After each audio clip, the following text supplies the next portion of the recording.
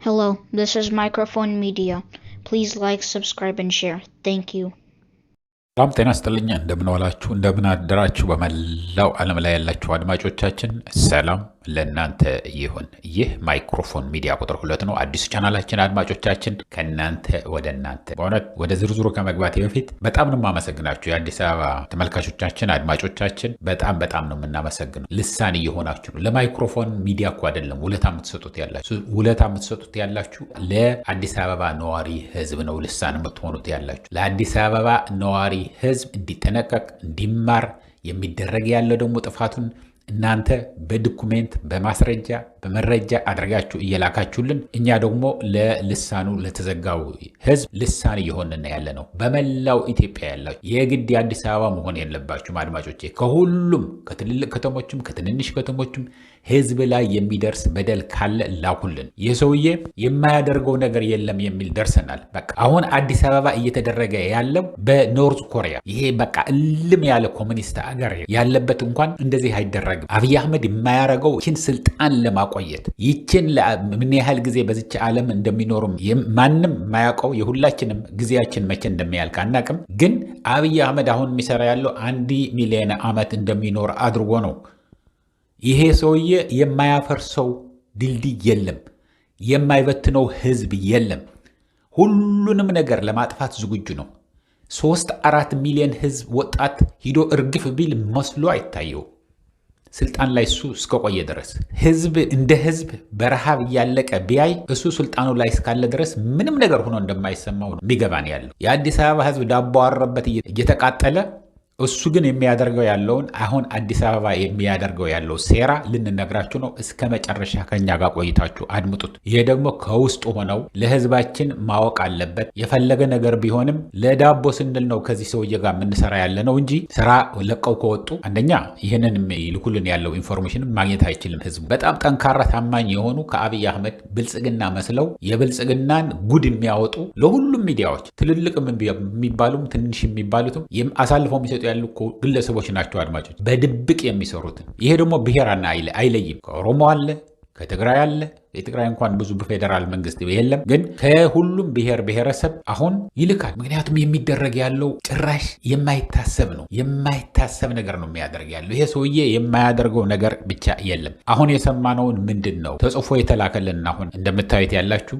ይሄ ደግሞ እስከነ ማስረጃው እስከነ ፎቶግራፉ ተደርጎ ነው የተላከልን ምን እንደሚደረግ ያለው። አዲስ አበባ ነዋሪዎች የሆናችሁ ተጠንቀቁ። ከሁሉም ብሔር ብሔረሰብ አውጣጥቶ ነው የሚሰራ ያለው።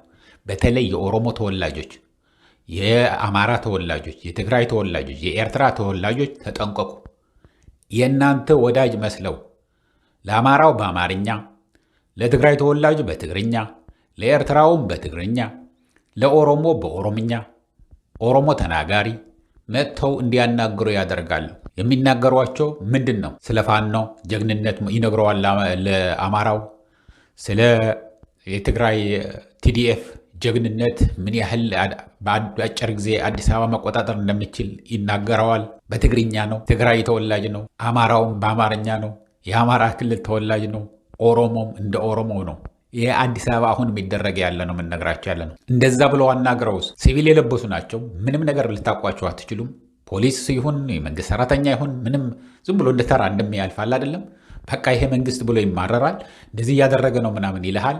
ከዛ በኋላ ደግሞ የጀግንነት ማንነትህን ካወቀ በኋላ ጀግንነቱን የምትደግፈውን ይደግፋል ብሎ የሚጠረጥረውን ይነግርሃል፣ ያዋራሃል። ከዛ በኋላ አንተ አንድ ቃል እንኳን ብትናገር አፍኖ ነው የሚወስድ። አፍኖ ወስዶ እዚህ ገባም ላይ ይባል ይችላል። ንብረት ካለህ እንዳለ ጥብ ነው የሚያደርጉ። ባንክ ውስጥ የተቀመጠ ንብረት ካለህ እንዳለ እስክትጨርስ ድረስ አስቀምጠው እየገረፉ እዚህ ታሰረ ሳይባል አስቀምጠው ነው ሙልጭ አድርጎ የሚያጥቡ። ከዛ በኋላ እንዳታወራ ጠፋ ይባላል። ልክ ቤተ መንግስት እንዳደረጋቸው ማለት ነው። ይሄ ጫካ ቤተ መንግስት ምን ያደረገን ነው ያልናችሁ። ስራውን አሰርቶ ካስጨረሳቸው በኋላ እንዳያወሩ አይደለም ደብዛቸውን ያጠፋው። እንደዛ ነው የሚያደርግ ያለው። አሁን ግን የሚደረግ ያለው በመላው አዲስ አበባ ደግሞ እንገራችሁ አድማጮች፣ በመላው አዲስ አበባ አሁን ሁል ጊዜ የምታስታውሱት እኛ አዲስ አበባ እያለን የምናስታውሰው በኢህአደግ ጊዜ አንድ ወንድ አንድ ሴት ዩኒፎርም የለበሱ ፖሊሶች ዱላ ይዘው ሲዞሩ ነው የምታውቋቸው አይደለም። ወይ ደግሞ የፖሊስ መኪና ከሆነ ደግሞ የፖሊስ ምልክት ያላት የተለጠፈባት ወደድከውም ጠላኸውም ፖሊስ መሆኑን ታውቃለህ። አሁን ግን ሲቪል መስለው ነው የሚሰልሉት ያሉት። ሲቪል መስለው ነው ሁሉ ነገር የሚከታተሉት ያሉት። ሲቪል ለብሰው የፖሊስ ምልክት ምንም ነገር የላቸው። መኪናቸው የሲቪል ነው። የግል ታርጋ ነው ያላቸው። በእግር ከሆኑ በእግራቸው ነው የሚሄዱት። በሞተር ሳይክል የሚሄዱ ከሆነም ተራ የሞተር ሳይክል የግል ታርጋ ያለው ነው። ከዛ በኋላ ይከታተላል። ከዛ ግን በየቀበሌው በየወረዳው ደግሞ ምን አለ? ስታንድ ባይ ሆኖ የሚጠብቅ ፖሊስ አለ። ይደውላሉ በሞባይል አድርገው እዚህ አካባቢ ነው ያሉት እንደዚህ አይነት ነገር አለ ብሎ ወዲያው ይደውላል። ከዛ በኋላ አንተ አታውቀውም፣ መጥተው ፍስ አድርገው ይወስዱሃል። ስለዚህ ጎንህ ላይ ያለው ማን እንደሆነ አታውቀውም። አሁን አዲስ አበባ ወረውት ያሉት ከብሔር ብሔረሰብ የተውጣጡ ናቸው ብያቸዋለሁ። ከብሔር ብሔረሰብ የኦሮሞ ብቻ ተወላጅ ወይ አማራ ተወላጅ ወይ ትግራይ ተወላጅ ምናምን ከብሔር ብሔረሰብ ባንዳ ከሁሉ አለ። ለአብይ አህመድ ለሆዱ ለዳቦ ብሎ የሚያደር እነዚህን እንኳን ሌላ ዘመዶቻቸው ነው መጀመሪያ አሳልፈው የሚያሳርዱት። አመኔታ እንዲያገኙ ማለት ነው። ከአለቆቻቸው ታማኝ መሆንህን የምታሳየው ያንተ ዘር የሆነው ወይ ዘመድህ የሆነውን አሳልፈ ስትሰጥ ነው። ያዋራሃል፣ ያናግረሃል፣ ብሶትህን ያውቃል። ከዛ በኋላ አንተ ስትናገር ወይ ይቀርጸሃል ወይ ሪከርድ ያደርግሃል ሳታየው። ከዛ በኋላ ያስይዝሃል። በዛት ምን ያገኛል? ታማኝ ይባላል። በቃ ይሄ ለብልጽግና ያደረ ጀግና ነው ምናምን ተብሎ ደሞዝህንም ማዕረግህንም ምናምንህም ይጨመርልሃል። እንደዛ ነው የሚያደርጉት ያለው። ስለዚህ ባንዳ ለሆዱ ያደረ ከርሳም አይጠፋም ከሁሉ ብሔር ብሔረሰብ። ግን አሁን እንድትጠነቀቁ የምፈልገው የማታውቁት ሰው ጋር አታውሩ።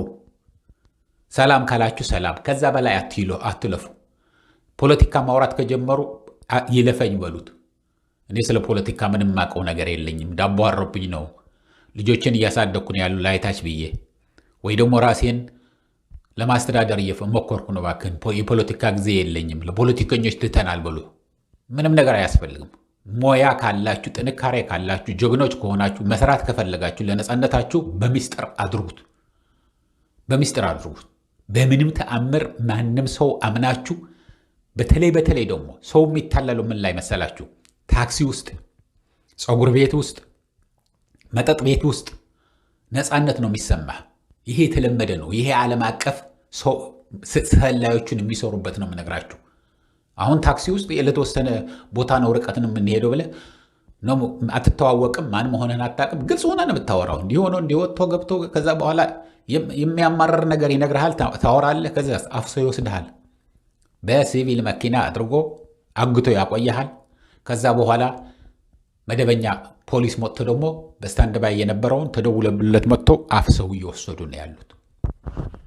ስለዚህ በሁሉም የአዲስ አበባ ክፍለ ከተሞች፣ ወረዶች እንደዚህ አይነት ነገር እየተደረገ ስለሆነ ተጠንቀቁ ነው።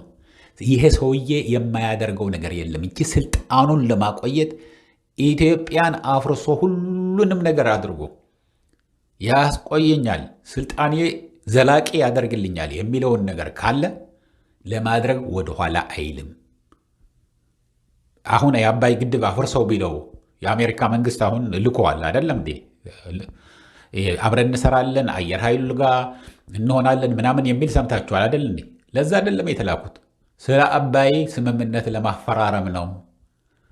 አባይን ለግብፅ ከሸጥከው ወይ ደግሞ አንተና አባይ ኢትዮጵያና አባይ ማለት ግብፅ አብራችሁ ካስተዳደራችሁት አብራችሁ ሁሉ የምትቆጣጠሩት ከሆነ የምትፈልገው ነገር እንሰጥሃለን ነው። ምክንያቱም ይህንን ስምምነት ግብፅና ኢትዮጵያ ያስታረቁ ብሎ የኖቤል ፒስ ፕራይስ ማግኘት የሚፈልግ ፕሬዚደንት ነው ያለው አሁን እኛ ጋር፣ የእኛ ፕሬዚደንት የአሜሪካኖቹ ማለት ነው። እና ይህንን ለደህና እንዳይመስላችሁ ሁሉንም ነገር። አብይ አህመድ ግን ለኢትዮጵያ አስቦ ለህዝብ አስቦ እንኳን ለሚመጣው ትውልድ ለአሁን ላለው ህዝብ ተቸግሮ ላለው ልጆቹ እየሰጡት ልጆቻቸውን እየሰጡ በረሃብና በችግር ውስጥ ያሉት ልጆቻቸውን በየጦር ሜዳው እያለቁባቸው ያሉት እንኳን ለነሱ እንኳን አያስብም። እንኳን ለሚመጣው ትውልድ ይቅርና አብይ አህመድ አንድና አንድ ስለ ራሱ ብቻ ነው። ስለ ዝናሽ አያስብ፣ ስለ ልጆቹ አያስብ፣ ስለ ምንም ነገር ለማ መገርሳ የበለጠ ለአብይ አህመድ ውለታ ያደረገለት ማንም የለም። አብይ አህመድ ያኝክሃል እንደ ማስቲካዋ ስኳርነቷን ስታልቅ ትፍ ነው የሚልህ ወደ ሽንት ቤት፣ ወደ ቆሻሻ መጣያ ማለት ነው፣ ወደ ሽንት ቤት ነው። ይህንን ነው እና ሁላችሁም አዲስ አበባ ያላችሁ ላልሰማ ለማሰማት ምንድን ነው የምታደርጉት? ላይክ አድርጉት። ይህንን አድርጉልን፣ ይህንን ስጡን አንላችሁም። እኛ ላይክ አድርጉት፣ ለህዝብ ደግሞ ንገሩ። ሞባይላችሁ ምናምን ላይ የፋኖ የቲዲኤፍ የኦላ አትለጥፉ። ብዙ ችግር ነው። አሁን በተለይ ይህ ምርጫ እስኪያልፍ ድረስ ከፍተኛ የሆነ አፈሳ ያካሄዳል። አንደኛ ወጣቶች ከሆናችሁ ብዙ አትዙሩ። በተለይ ደግሞ ቆራሌ ውስጥ ጫት የሚሸጥበት አካባቢ፣ ፀጉር ቤት አካባቢ፣ ይሄ አነስተኛና ጥቃቅን የሚሰሩትን አካባቢ ከፍተኛ የሆነ ክትትል እየተደረገ ነው ያለው። እነዚህ በተለይ ቆራሌዎችን አሳደው ነው የሚይዟቸው። ለምን እንደሆነ አይታወቅም። አሳደው ሲቪል ለብሰው ይጠቁሟቸዋል። በዚህ እየሄዱ ነው። ከዛ በኋላ ለጥቂት የሚተርፉት ያሉት እንዳውም እርስ በርሳቸው ስላወቋቸው፣ አሁን እነዚህ ሲቪል የለበሱትን ፀጉረ ለወጦች ናቸው ስላወቋቸው በስልክ እየተደዋወሉ ኧረ ወደዚህ እየመጡ ነው፣ እነዚህ የጆሮ ጠቢዎቹ እየመጡ ነው እያሉ እየተነጋገሩ ነው ያሉት ብለዋል። እና ሁላችሁም እንደዛ ብላችሁ ንገሩ፣ ለጎረቤታችሁም ንገሩ። እቤታችሁ ምን እንዳለም አይታወቅም። እቤታችሁ ውስጥ ገብተዋል አብይ አህመድ፣ አልጋህ ውስጥ ገብተዋል። ማን ምን እንደሚያደርግ አታውቀውም። ይሄ የኮሙኒስት አሰራር ነው። ይሄ የስልጣን ጥመኞች የሚያደርጉት ነገር ነው። ስለዚህ ተጠንቀቁ ነው የምንለው። እንግዲህ እኛ መናገር ነው እንጂ እዛ መጥተን እናንተን ልንከላከልላችሁ አንችልም። ዱላው በእጅህ ነው፣ እባቡ እግርህ ላይ ነው ያለው። ብትነሳ 13-14 ሚሊዮን የአዲስ አበባ ህዝብ አለ፣ ወይ ደግሞ እንደ ኢትዮጵያ ከወሰድን 130 ሚሊዮን 120 ሚሊዮን አለ። ይህንን ህዝብ ሆ ብሎ ቢነሳ በሰላም ነው የምንለው ያለ ነው። ሳይጋደል ሳይጣፋ አንድን ሳይወር አልገዛም ብሎ ቢነሳ በቃ አንድ ደም አይፈስም። ያለ ምንም ደም ኢትዮጵያ ተቅደም ይል ነበር ደርግ፣ በኋላ አበላሸው እንጂ። ያለ ምንም ደም ለውጥ ሊመጣ ይችላል። ያለ ምንም ደም የተወሰነ ሰው ሊያሰር ይችላል መጀመሪያዎቹ። ከዛ በኋላ ግን ሁሉን አስሮ ሊያሰር አይችልም። ይሄ እጃችሁ ላይ ነው ያለው። ይህንን እያልኩ ለአሁን እዚህ ይበቃኛል። እስከሚቀጥለው ጊዜ ድረስ ሰላም፣ ደህና ዋሉ፣ ደህና ደሩ። ቻው።